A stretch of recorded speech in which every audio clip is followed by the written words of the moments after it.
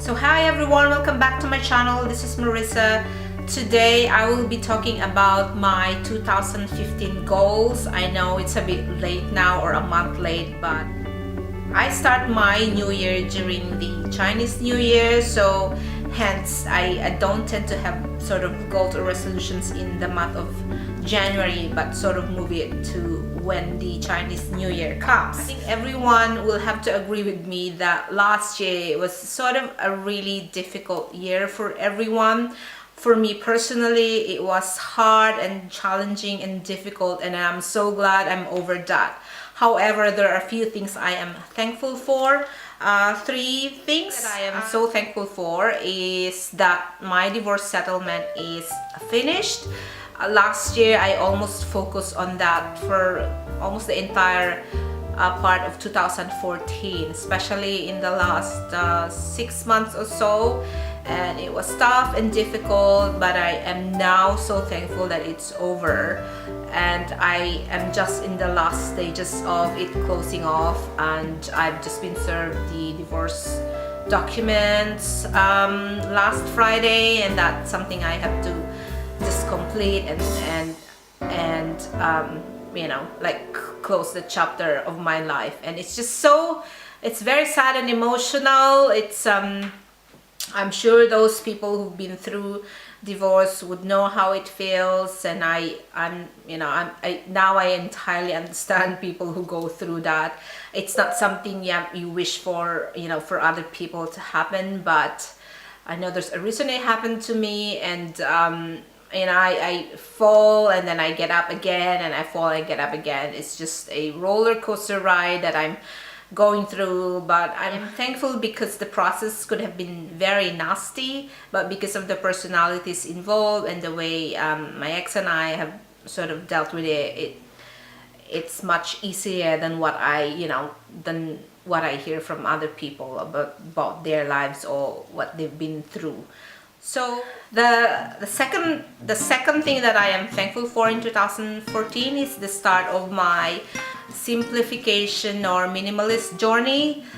I am so glad that I actually made that decision last year. I think that was towards mid of last year, and I set it up as a long-term plan, so it is like a 5-year goal, but I am so glad that I started it, because it's going to be a continuous thing, and I've got a long way to go. But the fact that my mind is already set up that I am going to declutter my life and simplify it, that's already a big thing for me. And it's changing kind of my buying habits these days. It's not translating yet to my beauty purchases, but in terms of general purchase or behavior, it's actually helping me. I haven't bought anything substantial at all. Four is I focus on creative interests. I have been blogging for the last 5 years or so, and I have created so many blogs in the past. Some I really have no idea how to access them now, but I've picked that up again last year. And I've also, a friend of mine has prompted me to start a YouTube channel, and so I am thankful for that. But my God, to produce a video, I've learned so much in my YouTubing. To produce a video, film it, edit it, and then upload, and even like to buy a camera that I use now, setting up everything production wise. It's become a complete production that it's very cumbersome and taxing, but because it is focused on the creative side, I'm totally enjoying it. And so now onto what I want to accomplish for 2015. I don't have big plans, I don't think so, but other people may, it's different for everyone. That's all I can say. So I've set up at least 3 big life goals for this year, and I don't think they are hard or difficult goals at all, but then I feel like I need to put a structure to it. So I put in some KPIs. I know I'm talking a bit more like work, but the only way for me to make sure that I follow through with all these goals is to come up with a list of KPIs or outputs, what I really want to happen with this goal. So one is establish a structure and or framework in my life. That includes setting up a short-term, long-term plan. When I was younger, I think when I was 20s, 30s, I used to do a lot of planning. Like I really do. I am big on that one. And I got married and then life happened, and then from then on I just didn't plan at all. So I went with the flow, which was really good. It helped me a lot. But now, because of the divorce settlement and everything, I just feel like it's now a complete clean slate, start over, refocus, different priorities now. So that's what I want to happen for this year, is to establish that. I've started it with some short-term and long-term goals, but now I'm finding that I really need to put more structure to it, so and get some experts to help me out. Last will and testament executed. So I since separation, I haven't actually drafted anything at all, and that's what I'm finalizing these days. And I've talked to a couple of people already, and they've agreed to be my executors and administrators for that will. And it's one of those so simple document, but the consequences are really, really so serious if it's not done properly. So that's one thing I want to set up this year. Next one is have a financial plan. I must admit that since in my married life, I never really look into all these finances or budgeting, etc. I feel like I really need to focus on that as well and be interested in my personal finance and where I'm going, what I really wanted to accomplish in the next, short term, 2 to 5 years, and then long term. Probably have a proper plan for retirement. I am, after all, 46, so 10 years. I don't intend to work long. It's easier for me to live a default life with a plan, and I'm very open anyway for any changes that will happen, because that is part of life. Like it's normal to be, I have to be able to be flexible when things happen, but at the same time I want to have a default plan. Third thing is to manage all other financial affairs. So I think I'm pretty much set up in terms of like direct debits and budgets, etc. So, but I wanted to make sure that those become more an automatic thing that happens, regularly, that I don't have to worry about. I'd like to make sure the bills are paid on time. They're all set up properly, and I really want everything to be on a automatic default mode, so I can focus on wealth building. And that's actually my probably focus that's probably my focus after I have established that framework in my life. But right now I'd like to really have this crossed off my list before I move on to the wealth building side of it.